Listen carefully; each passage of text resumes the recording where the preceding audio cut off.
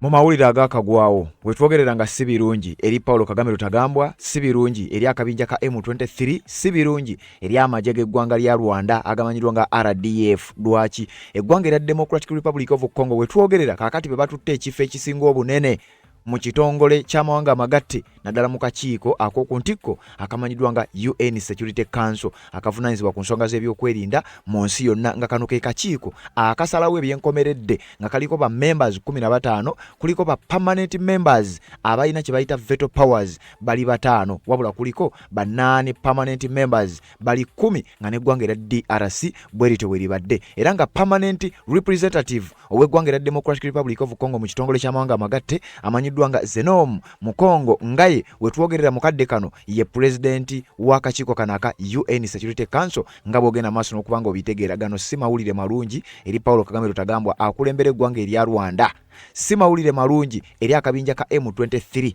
ate era si mawulire malungi eri abo bonna abali emabega w'akabinja kano aka M23, era ng'okusingira ddala tuba tutegeeza Paulo Kagame ne banywanyi be nga bw'obamanyi era nga bwe tuzze nga tuba kugamba nti bano be bali emabega w'akabinja aka M23. Kati omukulu oyo gw'olaba Zenon Mukongo Ngaye abadde permanent representative kyokka mu kitongole ky'amawanga amagatte ekya United Nations. Kati ku kakiiko ak'ebyokwerinda ka UN Security Council, kano kakiiko nga ke kalina amaanyi okusalawo ebyo ebigenda okuba nga biteekebwa mu nkola mu mawanga amalala, ke kasalawo ebyenkomeredde, era nga bwe twogerera kakati ono ye president waako, balonda president agenda okumala akaseera ndooza buli mwezi, wabula nga president oyo yaditamini biki ebyokuteesebwako, yasalawo ddi lwe tugenda okutula era nsonga ki ze tugenda oteesaako. Kati wakati ng'ekitongole ky'amawanga amagatte kigenda mu maaso n'okuteeka akazito ku ggwanga erya Democratic Republic of Congo, njagala okukutegeeza nti kakati be balina entebe mu kakiiko ka UN Security Council, be balina okusalawo tuteese ku bya Rwanda okulumba Congo, tuteese ku byaki amagye ga Rwanda aga RDF nga gakamala okukakasiwa, era nga ripooti empya ey'ekitongole kino kyennyini ekya UN ebadde yakamala okufulumya n'ekakasa nti eggwanga lya Rwanda balina amagye agawerera ddala nga bwe tuzze nga tukugamba ku ttaka ly'eggwanga erya Democratic Republic of Congo, ekintu mu mateeka g'ensi yonna ekikakasibwa nti kino kimenya mateeka. Kyokka ripooti zino nga zaakamala okufuluma, bwe twogerera eggwanga lya Rwanda ligenda maaso n'okuba nga lifeesa likizza munda, uliriza likissa likizza munda. UN Security Council demands Rwanda withdraw troops from Eastern Democratic Republic of Congo. UN ekitongole ky'amawanga amagatte kyekimu kyekibadde kyakamala okudimandinga nti eggwanga lya Rwanda likwata amagye gaabwe bagajje ku ttaka ly'eggwanga erya Democratic Republic of Congo. Era UN yemu mu lipooti yaabwe empya yafulumye ng'eraga era ng'ekkaatiriza bulungi nnyo amagye ga Rwanda agali mu ggwanga lya Democratic Republic of Congo n'omuwendo gwago. Kakati bano nga bakamala okukakasa bino era nga bakamala bifulumya, Paulo Kagame n'afuna ekirooto eky'entiisa nti kakati ate ng'ovudde ku ebyo bakugamba obugambi wetwogerera ng'ate eggwanga erya Democratic Republic of Congo kati be batuula ku mmeeza esalawo biki bye tugenda okuba nga tuteesaako. Teweerabira nkugambye akakiiko kano ak'ebyokwerinda UN Security Council ke kasalawo Rwanda tumukube sanctions, M23 tumukube sanctions, Congo tumuyambye tutya. Kati akabinja akasalawo akakiiko akasalawo biki ebyokukolebwa wenjogerera akakulembera mukadde kano we tunaamalirako omwezi guno gwonna ogw'omusanvu nga munnansi w'eggwanga erya Democratic Republic of Congo, era nga si mulala yoyo gw'olaba Zenon Mukongo Ngaye abadde permanent representative ow'eggwanga lya Democratic Republic of Congo mu United Nations. Kakati wenjogerera ye ssentebe ow'akakiiko ak'oku ntikko aka UN Security Council. Onaawulira nakugambye kino kirooto kya ntiisa eri Paulo Kagame Rutagambwa, tayinza kukyagala yadde omulundi n'ogumu, kubanga eggwanga lya Congo kiba kitegeeza nti mukadde kano Congo yeesalawo tuteese ku Congo oba tuteese ku Venezuela, Congo yeesalawo tusindikire sanctions Rwanda oba tugireke. Kakati atudde ku kakiiko akasalawo ebyokuteesaako nga munnansi wa Congo era nga ye permanent representative, nga kakati mukadde kano yakulembera Security Council. Olowooza kiki ekiyinza okuba nga kiddako eri Paulo Kagame Rutagambwa n'amajege agali mu ggwanga lya Rwanda. Kyokka jjukira guno si gwe gusoose. Lwe kyali kibaddewo era ekitongole ky'amawanga amagatte kino kyafulumya amawulire wakati mu bukulembeze bw'eggwanga era DRC baazuula ebintu bingi nnyo era ba experts lwe baasindikibwa mu ggwanga era DRC ne bakizuula nti amagye ga Rwanda gagenda maaso n'okuba nga gakyaliyo mu ggwanga lya Congo tegabeerayo bubeezi wabula galina n'ebikolobero bye bagenda maaso n'okuba nga bakola mu ggwanga erya Democratic Republic of Congo ebimenya amateeka. Kyokka jjukira ripooti eyo egenda okufuluma nga ne Amnesty International wamu ne Human Rights Watch nga nabo bamaze okubaako bye bafulumya. Kakati Paulo Kagame Rutagambwa azenga yeegaana nga newankubadde abadde nga yeegaana nti ye amajege simanya galiyo ku security purpose simanya defensive measures yawulirwako n'olumu Kagame Ssebo ng'agamba nti ye n'okubimanya tabimanyi nako nti engeri gyalimu nti newankubadde ye mukulembeze w'eggwanga ye tamanyi nako nti amajege mu ggwanga lya Congo gyegali. Kati mukadde kano tugenda tusemberera ensonga gyenzize nkugamba nti teweewuunya nnyo ng'ekitutte abakulu abaliraanye eggwanga lya Congo benzize nkugamba era b'omanyi ng'ekibajja mu buyinza bwabwe kifubutuse mu ggwanga erya Democratic Republic of Congo. M23 gye bavujjirira yandibanga egenda bazaalira ebitukula kubanga kati mukadde kano olowooza guno omwezi we gunaggwerako nga Congo yeetudde mu ntebe eya UN Security Council. Congo yeesalawo kiki ekyokuteesaako mu Security Council. Ogenda kutegeera Rwanda ne Paulo Kagame ne RDF ne M23 kiki kye boolekedde kazito kikaaki ke bayinza okuba nga boolekedde oluvannyuma lw'okudiployinga amagye gaabwe mu ggwanga erya DRC, oluvannyuma lw'okugenda bavujjirire n'okuyambako akabinja ka M23 n'obubinja obulala obugenda maaso n'okuba nga ate butigomya abantu mu ggwanga eryo erya Democratic Republic of Congo nga bw'ogenda okuwulira oluvannyuma lw'akalango kano byonna ngenda kubeera nga mbikuggyirayo.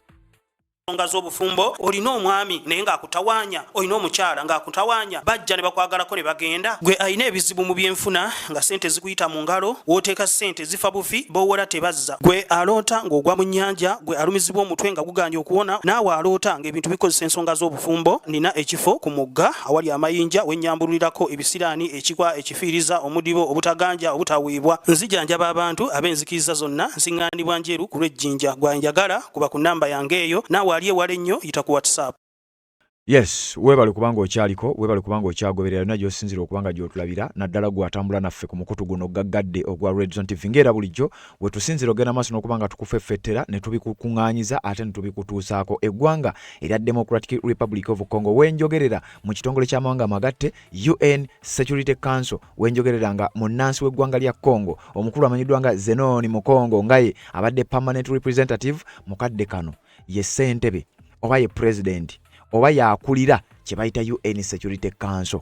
Okukulira obukulizi UN Security Council njagala osooka otegeere wano nga sinaba kubanga nkutwala muyo akakiiko kano kakola ki kasalawo biki okulaga amaanyi n'obuzito obw'eggwanga erya DRC bwe ligenzeeko mu kitongole ky'amawanga amagatte n'okulaga akaseera ak'akazigizigi akolekedde Paulo Kagame n'emikwano gye kubanga jjukira bano bannansi ba Congo si basiru bamanyi bulungi nnyo mawanga kyaga batigomya bamanyi bulungi nnyo nsi ki ezivujjirira M23 era we mbaseerabidde mu mwaka ndooza gwalinga gwa 2025 nakuwa akatambi nga bannansi ba Congo baagenda n'okwekalakasiza ku zi embasi z'amawanga agamu eggwanga lya Uganda lyalimu. Bw'oba weerabidde ojjukira akatambi ke nakuwa wano nga bannansi b'eggwanga lya Congo bali mu kwokya fulaaga y'eggwanga erya Uganda ng'ensonga nti Uganda eryemu ku mawanga agavujjirira akabinja ka M23. Bannansi ba Congo ne bagamba nti bino tetujja kubigumiikiriza. Kati kigambibwa nti Congo emanyi bulungi nnyo baani abalabe be. Mu kaseera kano nga Congo emanyi baani abalabe be, omukulembeze w'akakiiko k'ebyokwerinda UN Security Council kati munnansi wa Congo. Uliriza. Democratic Republic of Congo takes over UN Security Council presidency for July 2026. Jukira nakugambye ngenda kubulira akakiiko kano engeri gye bakalondamu nga sinnakuwa biwandiiko. Today, July 1st, lwabadde lunaku lwajjo, 2026, the Democratic Republic of Congo officially assumes the rotating presidency of the UN Security Council. Ng'ennaku z'omwezi lumu kyabadde kifuuse official ti eggwanga lya DRC lwe ligenda okufuuka oba lwe ligenda okwashuminga office ey'okubeera ba president oba okubeera nga be bakulira akakiiko ako aka UN Security Council era nga kigambibwa okuba nti kyamaze okuba nga kirangirirwa mu butongole ngera kubulira babironda batya. DRC's permanent representative to the UN Ambassador Zenon Mukongo Ngaye will chair the council throughout July as Kinshasa leads the agenda at one of the world's most powerful diplomatic bodies. Ogw'omusanvu gwonna July yenna okuvanga lumu paka omwezi olunaku olusembayo mu mwezi guno eggwanga lya DRC ligenda kubanga lyeritudde mu ntebe eno esalawo biki ebyokuteesebwako, ligenda kubanga lyeritudde mu ntebe esalawo biki ebyokukolebwa amawanga amalala gabagalinyiridde oba agatawadde kitiibwa mirembe, era ng'omukulu oyo yagenda okubeera mu ntebe eyo ku lw'eggwanga lye erya Democratic Republic of Congo. Bamuyita Zenon Mukongo nga ye abadde permanent representative oba akyali, kuba newe n'abanga omwezi gwe guweddeko tekitegeeza nti ajja kuvaayo. Ye permanent representative ow'eggwanga lya DRC mu kakiiko k'amawanga mu kitongole ky'amawanga amagatte, then ku kakiiko ka UN Security Council nga nani permanent member ngenda kuzayo ko ne mabega lwe balonda Congo kubeera kuba member 15 naye nga so mu kubali ba permanent member balina veto powers wabula ali kuba bane 10 ba nani permanent members ngenda bikutegeeza ebyo. The presidency rotates monthly among the 15 Security Council members in alphabetical order after Colombia's president in June. July now belongs to the Democratic Republic of Congo. Bana 15 babalonda okusinza ku alphabetical order. Kati omwezi oguwedde abadde munnansi w'eggwanga erya Colombia yabadde president wa UN Security Council mwezi gwa June. Kati mwezi gwa July mu buli ngeri yonna ye mukulu amanyiddwa nga Zenon Mukongo nga ye munnansi w'eggwanga lya Congo ku lwa Congo yagenda okutuulawo ku bammembe 15 benkugambye abatuula ku kakiiko aka UN Security Council. This will allow the Democratic Republic of Congo to chair meetings, guide the monthly program of work and represent the council publicly. Uliriza okumanya nakugambye gano si mawulire malungi eri eggwanga lya Rwanda eri akabinja ka M23 eri Paulo Kagame Rutagambwa bakugamba nti kuba members abakakiiko kano 15 Congo egenda kumalako omwezi guno nga yeteekateeka yesalawo yetegeka biki ebyogenda maaso n'okubanga bateesaako akakiiko kano aka UN Security Council mu nsonga z'ebyokwerinda okwetooloola ensi yonna. Kigambibwa kyezimu ku nsonga eziri ku mwanjo ke kabinja ka M23 n'ebikolobero byako byekakola mu ggwanga lya Congo, abantu bebatta bebarepinga abakazi n'abaana bebalwanya bebateeka mu bikolwa ebyokulwana ebyokuyeekera ku mpaka wamu n'amawanga ageetoolodde Congo agagenda maaso n'okuvujjirira akabinja kano. Essaawa yonna towulira ng'enteekateeka ya sanctions empya etandise ogenda maaso n'okubanga efuluma. Kakati wuliriza atamanyi kakiiko kano aka UN Security Council oba atamanyi kitongole kya mawanga amagatte ekya United Nations kinene nnyo era tuze tukikunnyonnyola. Kakati wabula njagala nsooke nkulage UN Security Council ke kakiiko ndoza katugambe ke kakiiko ak'okuntikko ndoza wano nakuwa wolaba kye bayita Parliamentary Commission nti ke kakiiko ak'okuntikko akakulembera Parliament katulako abakulembeze okuva ku side zonna kyovula banga ne leader of opposition alina okubaako akakiiko ke kasalawo Parliament byegenda okukwasaganya zi budget ezigenda okuyisibwa n'ebintu ebifaanana bwe bityo. Enteekateeka ya Parliament yonna akakiiko ke kagambibwa okuba nti ke kamu kwabo abatuula ne basalawo bane bateekateeka. Kati ne mu kitongole ky'amawanga amagatte waliyo kye bayita UN Security Council. Akakiiko kano primarily ke kali responsible okumaintaininga international peace and security. Ke kakiiko ak'okuntikko akalina obuvunaanyizibwa obw'okulondoola, okwetegereza n'okumakinga sure oba okukakasa nti ensi yonna erimu emirembe.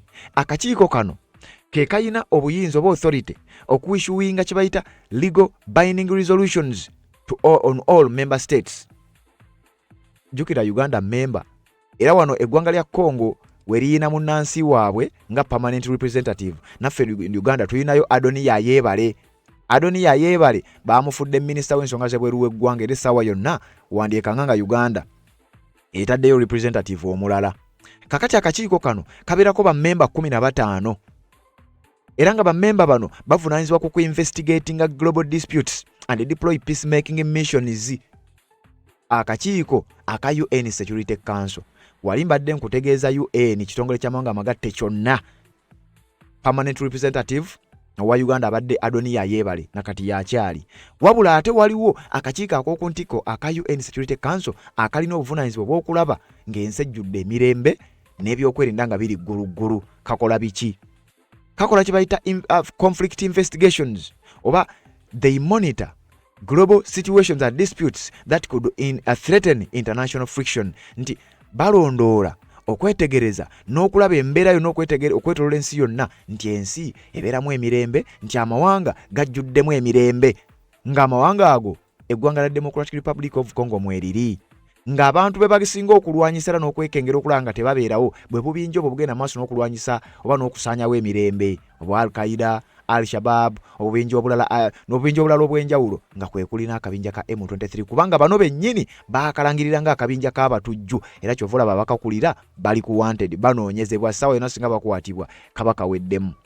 Bano badeployinga kye bayita peacekeepers oba peacekeeping missions mu mawanga ag'enjawulo. They create, monitor and end UN peacekeeping and special political missions in conflict zones around the world. Bano balina amaanyi era balina obuyinza obusobola okudeployinga ejje eryawamu ba mission yonna, peacekeeping mission erisobola okugenda mu ggwanga lyonna gye baba basazeewo singa obukwakkulizo buba buteekeddwa buba butuukiriddwa. Basobolera ddala okugenda mu maaso n'okubanga bakola ekyo, kitegeeza basobola okudeployinga mu ggwanga era Democratic Republic of Congo ne baba nga basobola okulaba ng'ensonga eno esolovingibwa. Wabula wabaawo ebyetaaga okusooka okugoberera nkyakutwala.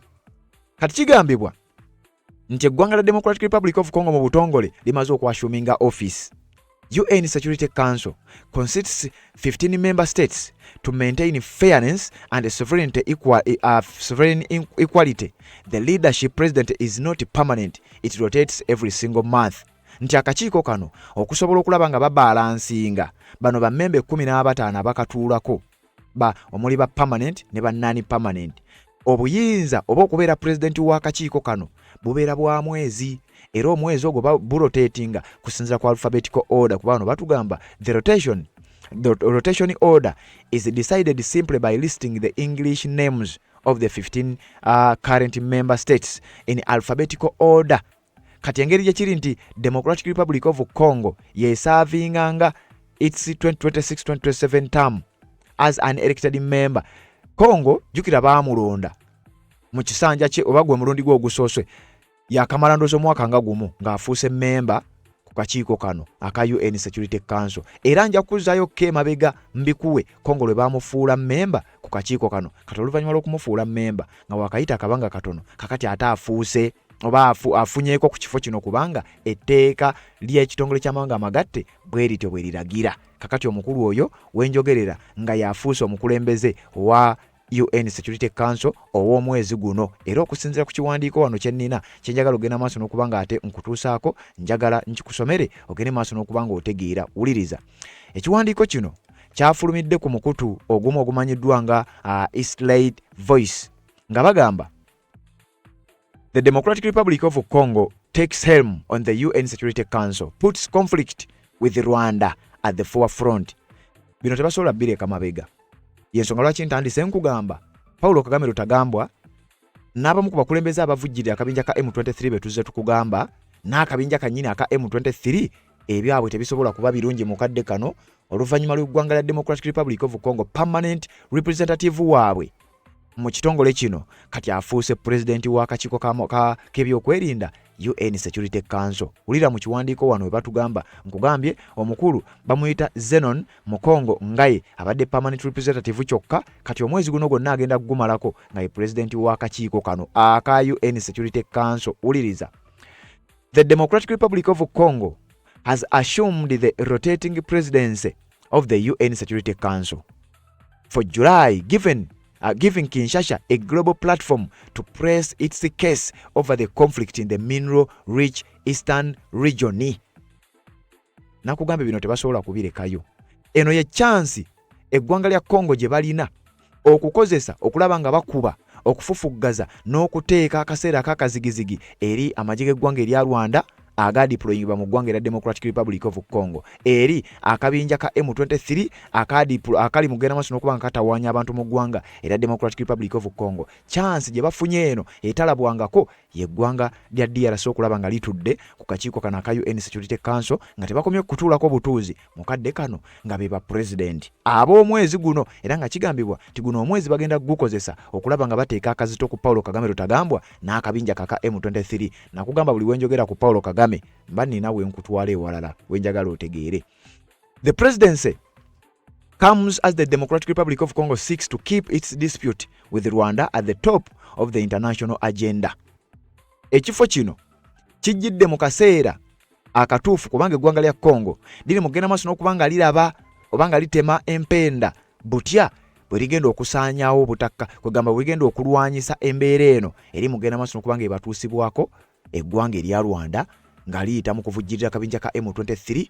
Kye nakugamba nti olutalo luno Rwanda ne M23 tebasobola kuluwangula ne bwe lunaalwanibwa emyaka akakadde kalamba tebasobola kuluwangula, wabula ekisinga okuluma ti bantu ba bulijjo be bagenda maaso n'okuba nga bafiira mu bino.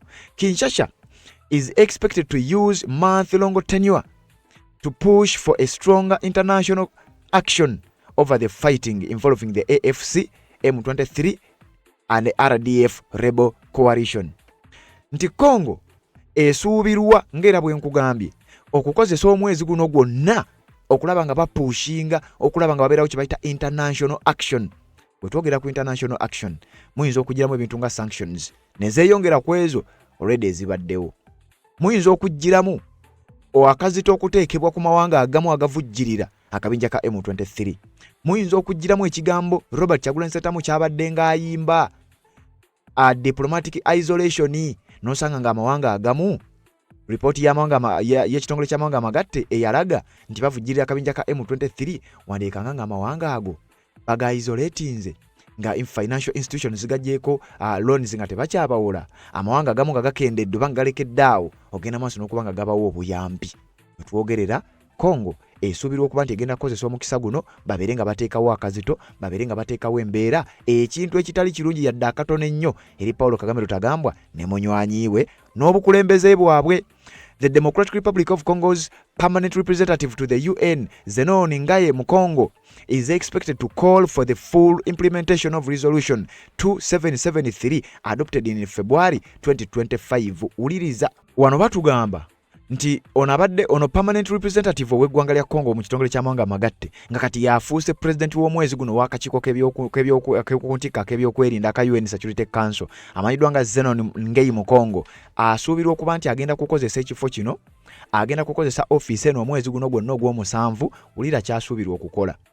Batugamba nti ali bamu expectinga okukoowoola amawanga gonna gagenda kuba wansi we, abasajja Abamerika, abasajja Abachina, abasajja Abangereza, Bufalansa abayina veto powers nabo bennyini mukadde kano omwezi guno bagenda kuba bawuliriza ye kubanga yagenda okubeera mu nteekateeka ez'okulaba biki ebiteesebwako. Kati asuubirwa okubanga agenda kukola kamukuterewo na wano, asuubirwa okubanga agenda kukozesa chance eno omusajja ono akoolinge amawanga gonna, ekitongole ky'amawanga amagatte kyonna okutuukiriza oba okuimplementinga gye bayita Resolution 2773 gye baadoptinga mu gwokubiri gwa 2025.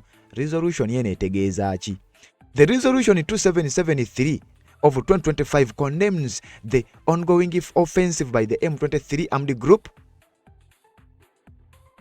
facilitated by the RDF, Rwanda Defense Forces, in the Eastern Democratic Republic of Congo, including the seizure of Goma and other cities in North and South Kivu. Eno resolution, in fact, bw'oba ogyagala ojja kujja mu inbox yange yonna resolution njikuwe document eno mbambadde mbigoberera osobola okugisoma kubanga resolution eno baagituuma resolution 2773 of 2025. Ye resolution ya kitongole ky'amawanga amagatte akakiiko ak'okuntikko UN Security Council gye baayisa mu mwezi ogwokubiri omwaka 2025 nga bavumirira era nga beesamba eggwanga erya Rwanda, bavumirira ebikolwa byalyo n'akabinja ka M23 n'ebikolwa bye kagenda maaso n'okukola nti kati bino byonna omwali n'okuwamba ekibuga Goma n'ekibuga Bukavu ekya South Kivu, Goma kya North Kivu. Kati nga bagamba nti ebyo bikolobero byonna baabiteeka mu kategori ey'okubeera nti bikolwa bya kitujju. Kati nga akabinja akabikola kaateekebwa mu kategori ey'okubeera nti kabinja k'abatugumbuzi. Kyokka n'abakayambako baateekebwawo ebbali nti nabo bali mu kuyambako akabinja akagenda maaso n'okutugumbula bannansi ab'eggwanga erya Democratic Republic of Congo, nga kabonero akalaga nti Rwanda ne Uganda akakitongole ky'amawanga amagatte bwe kinaatuula ne kisalawo oba ne ki-implementinga resolution 2773, nja kukubuulira biki byege bayisa resolution na biki ebiyinza okuddirira oba okuteekebwa kwabo abanaaba bagambibwa okuba nti bakakasiddwa be bali mu kuyambako akabinja kano. Kati omukulu ono permanent representative amanyiddwa nga Zenon Ngei Mukongo asuubirwa okuba nga kino kyagenda okutandikirako nakugambye guno omwezi we tunaagumalirako. Paulo Kagame Rutagambwa n'abakulembera eggwanga erimu eririraanyawo erya Uganda wandyekanga nga tebagenda kuwona bandigenda n'omuntu waabwe amanyiddwa nga M23 ne bafeesinga ekitongole ky'amawanga amagatte UN Security Council ne babateekako embeera either sanctions oba isolations oba condemnations ezisukka kwezi eza bulijjo. Essaawa yonna kano kaba kabonero kabi eri omuntu ali mu buyinza bw'eggwanga eryo ng'ate ne bannansi balaga obubonero obulaga bonna nti bamukyawa. M23 nga bwe nzize nga nkugamba wandyekanga nga yeeviiriddeko oba nga yeemu kweza ensonga z'oyinza okugattagatta mu mulengo ne ziba nga zigenda kuviirako abakulu bano okufiirwa obuyinza bwabwe. The resolution demands the withdrawal of Rwandan forces from the Eastern Democratic Republic of Congo, the cessation of support for the FFC M23 rebels. Resolution ye era yennyini gye nkugambye emanyiddwa nga resolution 2773 ya 2025 gwali mwezi gwa kubiri. Mu bimu ku byegamba mulimu n'okukaka oba okuwaliriza oba okuteeka akazito ku ggwanga lya Rwanda okulaba nga bawithdrawinga amagye gaabwe mu ggwanga lya Democratic Republic of Congo, okulaba nga n'amawanga gonna ageegatta ku Rwanda ne bavujjirira akabinja ka M23 ago genzize nkugamba, okulekeraawo okubeera nga bakateekamu ssente ng'era bwe bamala okulangirira kiba kitegeeza ekijja ziba sanctions n'ebibonereza ebirala nga bwe tuzinga tubikugamba. The Security Council presidency also follows a fresh legal offensive by Kinshasa. Weerabidde mu nnaku nga zize eziyise nakugambye Congo yatutte eggwanga lya Rwanda mu kooti eya International Court of Justice. Era ndowooza nga nnaku nga 3 eziyise nakuwa amawulire naye nkugamba the Democratic Republic of Congo filed an application to bring proceedings against Rwanda over decades of war crimes and violence perpetrated in the Democratic Republic of Congo's eastern part. Eggwanga lya Congo lyatwala dda Rwanda mu kooti ICJ, International Court of Justice. Eno ye legal entity ey'ekitongole ky'amawanga amagatte ekya UN. Kati kitegeeza mu guno omwezi Congo eri bize mu kupushinga Paulo Kagame ne Rwanda n'amagye ga RDF wamu n'akabinja kaabwe akabatugumbuza ka M23. Kyokka nabo nga bwe mbakugambye nabo bagenda kubeera bize mu kaweefube w'okwewozaako okulongoosa erinnya lyabwe ekintu ekiyinza obutasoboka. Kati Congo bajongedde platform mwegenda okuyita ogenda maaso n'okubanga erwana olutalo lwayo simaatire and simoothire nga tekakaalukanye naye ate ng'egambibwa okuba nti wano ke kaseera akakazigizigi kegenda okubanga efeesingisa eggwanga lya Rwanda ne banywanyi baalyo. Last week the Congolese government filed a case against Rwanda at the International Court of Justice accusing Kigali of violating international conventions on genocide prevention, racial discrimination, torture and women's rights. Egimu ku misango Congo gye yawaabira Rwanda mu kooti y'ensi yonna International Court of Justice kigambibwa okuba nti mukadde kano gyandibanga nagyo gigenda kufuna omwaganya we gitandikira okuwulirizibwa nga bakozesa influence y'ono mu Congo abadde oba akola nga permanent representative ow'ekitongole ky'amawanga amagatte nga yagenda okufuuka president ow'akakiiko kano aka UN Security Council okumala omwezi gwonna ogw'omusanvu. Justice Minister Gwilaume Andari said the case seeks to hold Rwanda accountable under international law. Ono minisita w'ensonga z'amateeka mu ggwanga lya Congo ye yavaayo n'akyogera lunwe nti ekigendererwa kyaffe eky'okuloopa Rwanda twagala ebeera accountable era evunaanibwe ku bikolwa byayo ebyokugenda maaso n'okubanga evujjirira akabinja kano aka M23 ebyokugenda maaso n'okubanga edeployinga amagye gaayo mu ggwanga lya Democratic Republic of Congo. Tetwagala egende bugenzi bwetyo, twagala Rwanda egende maaso n'okubanga efeesinga akaseera akakazigizigi. Kati UN Security Council essaawa yonna mu lutuula lwonna oluddako omukulu ono agenda kubanga yali mu mitambo, kitegeeza kijja kuba kyangu nnyo okulaba nga bino babiteeka mu nkola. The developments coincides with growing pressure from the United States as the US brokered peace agreement between the DRC and Rwanda approaches its first anniversary with limited progress. The Trump administration has intensified sanctions on Rwanda. Kano tokeerabira nti bino bigenza okujja bijjidde mu kaseera ke kamu era eggwanga lya Congo ndowooza eno weba coincidence ye coincidence ekyasinze okubeera positive mu byafaayo eby'eggwanga lya Congo nga endagaano Washington Peace Accords gye basayininga mu ggwanga lya America naku z'omwezi nga 4 mwezi gwa December 2025 wakati wa president w'eggwanga lya Congo Felix Tshisekedi Antoine Tshilombo ne president w'eggwanga lya Rwanda Paul Kagame Rutagambwa abangi bwe bakazako erya Pilato nga abatudde wakati ye president w'eggwanga lya America Donald Trump nti endagaano eyo gye basayininga ng'enaatera ng'esemberera okuweza first anniversary oba omwaka ogusooka ng'egenze mu nkola nga naye mu mwaka guno Kagame ne Rwanda balaze nti kugamba bagikubyemu ebituli ate bagiweredde ddala kitiibwa nga kye kibaviiriddeko n'okubwa sanctions teweerabira nti kaba kabonero akalaga nti Rwanda yeri ku side ey'okwedifendinga yeri ku side ey'okwerwanako ebintu tebibatambulira bulungi kiba kitegeeza essaawa yonna chance eno Congo gyefunye yandigikozesa neeyongera okupushinga eggwanga lya Rwanda n'akabinja kabwa ka M23 era nga gye binaggwera biyinza obutaba birungi nnyo eri ababiri bano. After imposing sanctions on Rwanda Defense Forces in March, the US Treasury last week targeted a Rwandan gold processing company accusing of benefiting from minerals allegedly smuggled from the Democratic Republic of Congo's east. Nti nga bakamala okuteeka sanctions ku majege eggwanga lya Rwanda ga RDF mwezi ogwokusatu twaga kuwaga amawulire. America wiki ewedde yazzeemu n'ekuba sanctions endala kampani ezimu eziprocessinga gold jjukira nagakuwadde nago kati kigambibwa okuba nti bino tebikomeeyo biyinza okuba nga bigenda okutandika okusajjukira wabula ng'eggwanga lya Congo ligambibwa okuba nti kaakati lye liri mu driving seat okulaba nga bino ebintu biteekebwa mu nkola kubanga Paulo Kagame Rutagambwa yatuuse okulaba nga bino ebintu bimuwunyira ziizi oluvannyuma lw'okulaba nti munnansi w'eggwanga lya Congo kaakati yakulembera kye tuyita UN Security Council ke kamwenyumwenyu akali ku matama g'omukulu amanyiddwa nga Felix Tshisekedi Antoine Tshilombo akulembera eggwanga erya Democratic Republic of Congo kwe kweraliikirira okwetimbye mu feesi ya Paul Kagame Rutagambwa oluvannyuma lwa bino byonna ebigenda maaso n'okuba nga byapeninga ezimu ku nsonga ze bamuvunaana ku deployinga majeege ku ttaka lya banne ekitakkirizibwa era ekimenya amateeka. Members are due to extend the work of the Sanctions Committee established in 2003 to monitor the arms embargo in the Eastern Democratic Republic of Congo, as well as the mandate of the group of experts that supports its investigations. The 15-member UN Security Council is the world's principal body responsible for maintaining international peace and security. Its resolutions are legally binding on all UN members. Uliriza okumanya Congo efunye omukisa ogutambula nga guzze guginoonya era paka we gugituuseeko.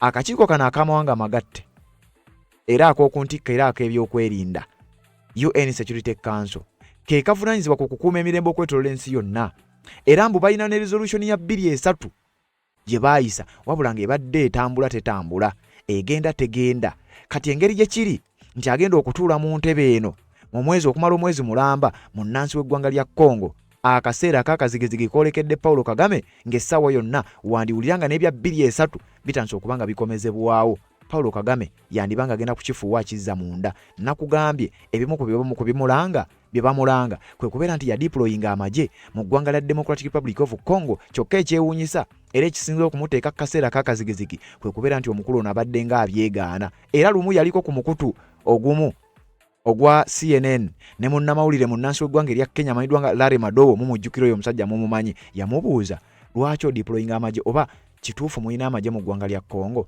Kagame yalemwa okugamba ye oba nedda. Kagame yeegaana yategeeza nti nze simanyi n'amugamba gwe pulezidenti w'eggwanga lya Rwanda obeera otya nga tomanyi ye ndi pulezidenti n'ebingi byapeninga nga sibimanyi. So let me ask this directly, Mr. President. Today on the 3rd of February, does Rwanda currently have any troops at all in Eastern DRC? I don't know. You're the commander-in-chief. Yeah, there are many things I don't know. Omulidde yagamba simanyi. Musajja n'amugamba yegwe commander-in-chief nti ye bisobola okubaawo nga simanyi. Mbo eggwanga lya Rwanda lirina amagye mu Congo naye nga ye alikulembera tamanyi oba gyegali. Kyokka atejjukira mu katambi akamu akalala avayo n'ategeeza nti ye twadeployinga mu ggwanga lya Congo nga tukola kye bayita defensive measures kwetangira kabinja kali aka FDLR.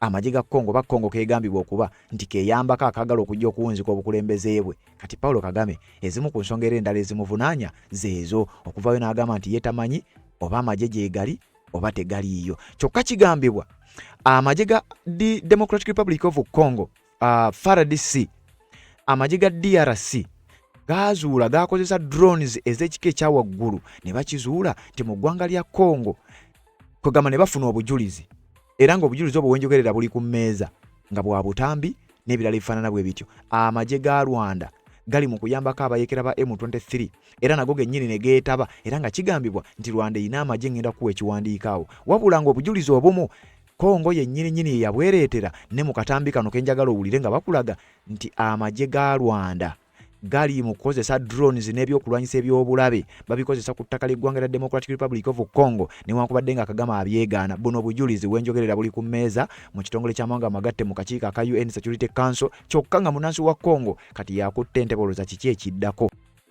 In June 2026, FARDC surveillance drones captured footage showing Rwanda's RDF M23 and Twirwaneho rebels using ambulances to transport drones and military equipment before carrying out attacks against civilians and government positions. The ambulances were donated by the Amahoro Peace Association on June 19, 2023. At the time, several individuals associated with the organization, including its second vice president, Jacques Miranda, publicly celebrated the donation on social media. Today, according to the footage obtained by FARDC, these same ambulances are being used on the battlefield in Minembwe to transport weapons and drones, demonstrating the militarization of vehicles that were originally presented as humanitarian assets. The use of ambulances for military purposes endangers genuine humanitarian operations and puts civilians and medical personnel at greater risk in conflict zones. Kati wulira bakugamba mu katambi ako amagye ga Congo gakozesa drones mu bbanga ne bakwata ebifaananyi nga balaba ambulances ez'enjawulo n'obuyambi obulala obwali buweebwa akabinja ka M23. Kati nga Kagame ne bwagezaako okwegaana takyayina wasobolera ddala kugenda maaso nakubanga yeegaana. Kyokka nkugambye Congo yegenda maaso n'okubanga etaking over. Guno nno si gwe mulundi ogusoose. Congo emaze ebbanga ng'eyina omukisa guno ogw'okukola bino era babadde nga bagukozesa. Kakati njagala nkuzeeko emabega. Mu mwezi ogwokutaano mwezi gwali gwa mukaaga omwaka 2025 Congo yafuuka oba gwe mulundi gwe yafuuka memba ku kakiiko k'amawanga amagatte ku kakiiko k'ebyokwerinda mu kitongole ky'amawanga amagatte.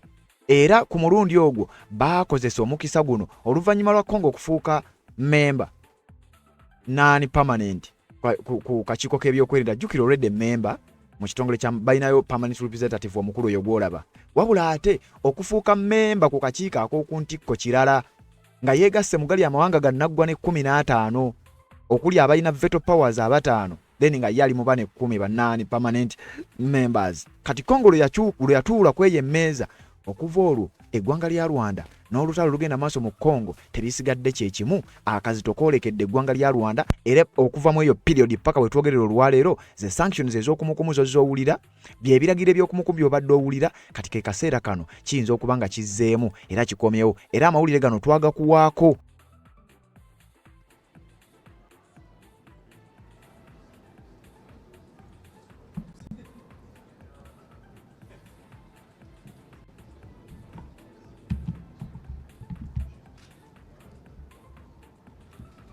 Ladies and gentlemen of the press, today marks a defining moment for the Democratic Republic of the Congo. With humility and determination, we welcome the decision of the United Nations General Assembly to elect our country to serve as non-permanent member of the Security Council for the 2026-2027 term. On behalf of the President of the Republic, His Excellency Félix Antoine Tshisekedi Tshilombo, and in the name of the Congolese people, I wish to express our deep and sincere gratitude to all member states that supported our candidacy. We also wish to pay tribute to the African Union.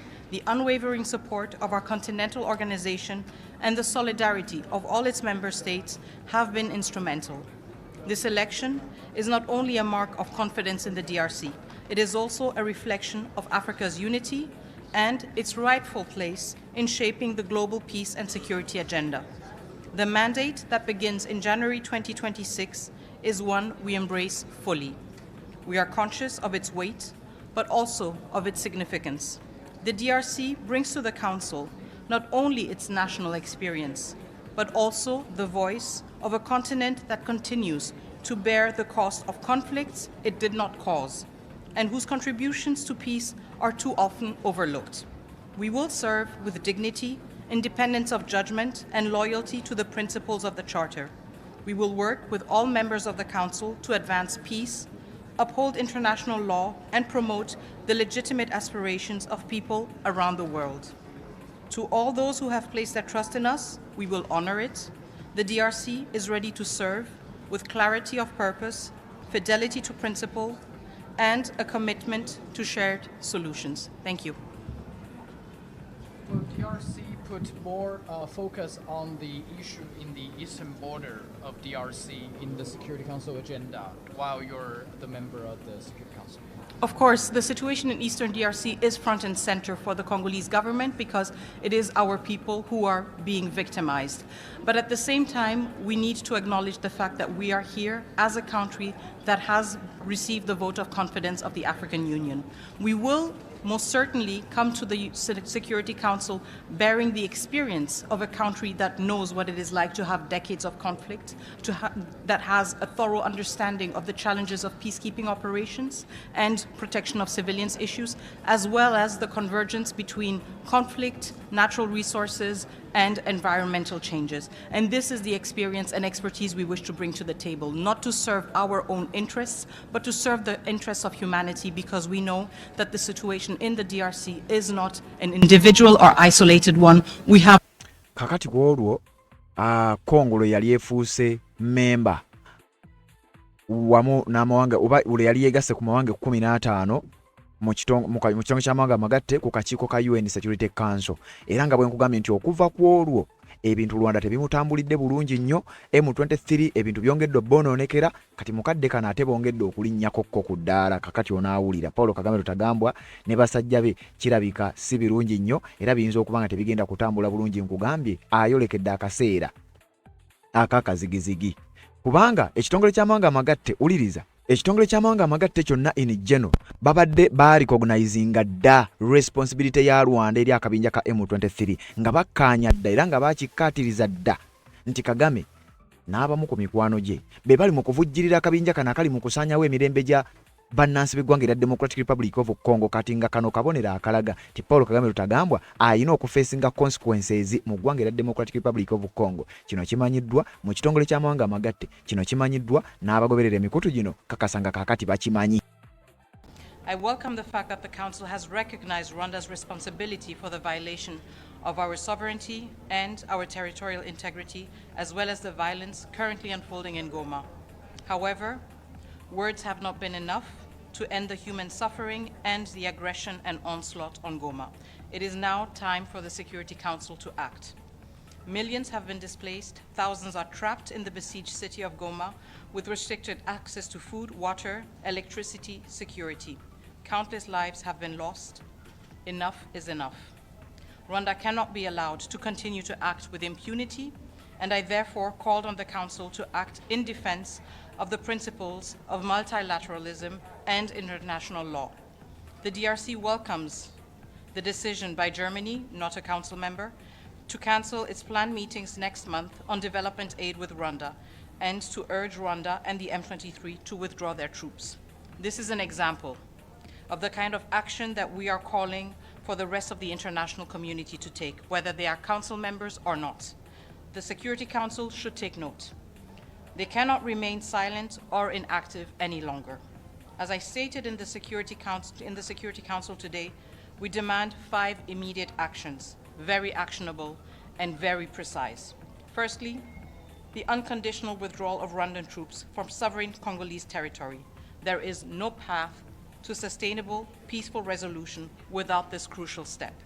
Secondly, it is imperative that the Council introduces sanctions targeting the command structure of the Rwandan Defense Forces to undermine its ability to wage war against the DRC and its people. Thirdly, the introduction of an embargo on Rwanda's illicit exploitation and exportation of mineral resources in the DRC will stem the financing of this aggression. As a reminder, the United Nations Group of Experts report, the last one, indicated that over 150 tons were illegally mined on a monthly basis and exported by Rwanda under the label of Rwandan minerals.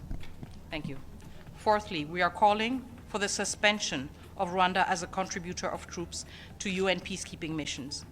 We need to end the double standard, where Rwanda is able to contribute to UN peacekeeping forces while its troops kill members of the MONUSCO mission and the SADC mission.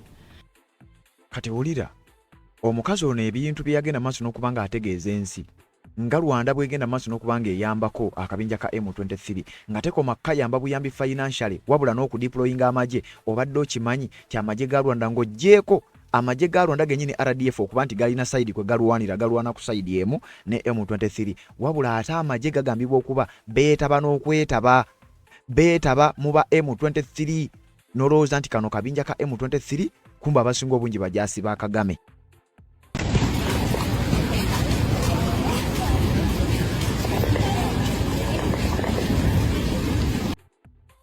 Tibangi obalaba nga bali mu ngoye za leeya, obalaba nga bali mu bigoyegoye ng'ebyabayeekera, kumbe basajja ba Paulo Kagame bannansi b'eggwanga erya Democratic Republic of Congo bino babadde babimanyi era babadde babiraba. Bangi babadde babyogera, naffe reports tubadde tuzifuna era nga bwe tuzifuna tuzikuwa bw'abadde agoberera omukutu ogwa Red Zone wano ngenda maaso n'okuba nga mbikutuusaako era obadde ng'obiraba kakati wuliriza. Kyongera ogenda maaso n'okuba nga kikakasibwa era n'obujulizi ne bwongera ogenda maaso n'okuba nga bujja nti Kagame n'amagye ge mu ggwanga erya Democratic Republic of Congo bangi okwenkanidde wano. Wulira mu kiwandiiko kino yafulumidde ku mukutu ogwa Extra Africa ogumu ku mikutu egisinzira mu ggwanga erya Democratic Republic of Congo ne batukubira nti Red Zone muliwa ab'e Uganda nti tuutuno mubawe amawulire amantu gano mubawe abantu amawulire gano. A new UN group of experts report on the Democratic Republic of Congo AS/2026/466 estimates that Rwanda had 14,000 to 18,000 RDF troops operating in the Eastern Democratic Republic of Congo. Zino ensonga zitandise okuvaayo wakati nga president wa UN Security Council onnansi w'eggwanga lya Congo era nga ye permanent representative w'eggwanga lya Congo ku kitongole ky'amawanga amagatte. Kati batugamba nti ekitongole ky'amawanga amagatte kyennyini kyazzeemu ne kisindika ba group of experts ne bafulumya report gye batumye DRC AS/2026/466 estimates that report eno egamba Rwanda bakizudde ng'erina amagye oba abajaasi abali wakati w'1,400 n'1,800 nga bali ku ttaka ly'eggwanga erya DRC ng'endagaano ya Washington Peace Accords eragira Paulo Kagame okuggyayo amagye ge. Resolution eri gye nakusomedde eya UN ekitongole kyennyini eragira Paulo Kagame okuggyayo gano amagye ng'ate ne bwenzize nkunnyonnyola nkugambye nti Paulo Kagame singa ajjayo amagye ge mu ggwanga lya Congo obukulembeze bwe kaba kaweddemu ate era singa agalekayo ate era giba gimuwunyidde olw'ensonga sayidi zombi Kagame takyawona okusinziira ku reports n'ebyo bye tuzze nga tukuwa. According to the report, Rwanda's military deployment was estimated at 8,000 to 10,000 RDF troops in South Kivu, 6,000 to 8,000 RDF troops in North Kivu. Uliriza mu South Kivu wali ekibuga Bukavu ku nsalosalo y'eggwanga ly'erya Rwanda, Burundi ne Congo. Kagame ya deployinga ya majiga RDF agakunukkiriza omutwalo wakati wa Kanana n'omutwalo. Then mu North Kivu wali ekibuga Goma kino kye baawamba. Kagame ya deployinga ya maji agali wakati wa Kakaga n'Akanaana nga bagenda kuyambako akabinja ka M23 nga ye Kagame agamba nti bano yabateekayo for defensive purposes. Mbuba defendinga ggwanga lye era mbu ayingira mu ggwanga lya Congo kusobola kwetangira bw'atangira ggwanga lya Rwanda. Kyokka ate mu katambi akamu yawuliddwa agamba nti nze sibimanyi nako kati wano batugamba. The report says the Rwanda Defense Forces lwaki sikusomera report yennyini kubanga n'obudde bubuno obutandise okubanga butuddukako. Wulira report bwegamba eggwanga lya Republic of Rwanda lirina amagye mu ggwanga lya Congo. Wuliriza batugamba batya. UN group of experts report eno gye njagala nkusomere nga batugamba nti amagye wakati w'omutwalo gumu n'enkumi nnya n'omutwalo gumu mu kanaana bali deployed mu ggwanga lya Democratic Republic of Congo nga muno mulimu kanaana ku mutwalo bali mu South Kivu, kakaaga ku kanaana bali mu North Kivu, emitwalo 3 abayekera ba M23 be bali mu region. M23 egambye okuba nti erina abayekera emitwalo 3 kati ku mitwalo 3 gattako omutwalo gumu mu kanaana nga gwa Kagame.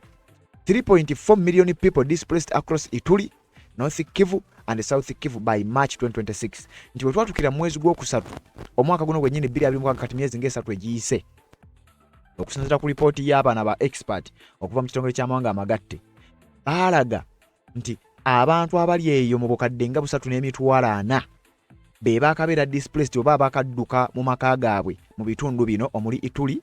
Jjukira eno Ituri ye province eri ekyenguluwa zino zonna. Waliwo South Kivu yeri ekiwansi, North Kivu neddakaawo, Ituri n'esembayo. Wabula nga batugamba nti Ituri ewali ekibuga ekimanyiddwa nga Bunya, ewali amagye ga UPDF. Kati batugamba nti zino provinces zonna oba territories zino zonna abantu bazidduseemu abakunukkiriza obukadde nga 3.4. More than 60% of the population in the 3 provinces living in extreme poverty. Nti abantu abasukka mu bitundu 6 ku buli 100 balivinga obwavu obw'ekika ekyawaggulu, naye nga bino byonna bireetebwa akabinja ka M23 akali mu kuyambibwako Paulo Kagame Rutagambwa. Ripooti eno nnene oba oyagala ogifuna jangu mu inbox yange, ripooti njirina nja gikuwa. Era oba osobola okugenda ku mukutu guno oteekamu nti Extra Africa osobola okufunako brief oba summary yaayo. Byonna n'ogenda maaso n'okuba nga obifuna n'obitegeera bulungi nnyo, olwo nze n'enkomawo n'engenda maaso n'okuba nga byonna mbikutuusaako. Bali okuba nga okyagoberera yonna gy'osinzira okuba nga gy'otulabira. Kazije tuwuliziganya ate mu updates ezigenda okuba nga ziddako. Nsonga z'obufumbo olina omwami naye ng'akutawaanya, olina omukyala ng'akutawaanya, bajja ne bakwagalako ne bagenda. Gwe alina ebizibu mu byenfuna nga ssente zikuyita mu ngalo, w'oteeka ssente zifa bufi b'owola tebazza. Gwe aloota ng'ogwa mu nnyanja, gwe alumizibwa omutwe nga guganja okuwona, naawe aloota ng'ebintu bikozesa ensonga z'obufumbo. Nina ekifo ku mugga awali amayinja wennyambulirako ebisiraani, ekikwa, ekifiiriza, omudibo, obutaganja, obutaweebwa. Nzijanjaba abantu ab'enzikiriza zonna, nsiŋŋaanibwa njeru ku lw'ejjinja. Gwanjagala kuba ku nnamba yange eyo, naawe ali ewala ennyo yita ku WhatsApp.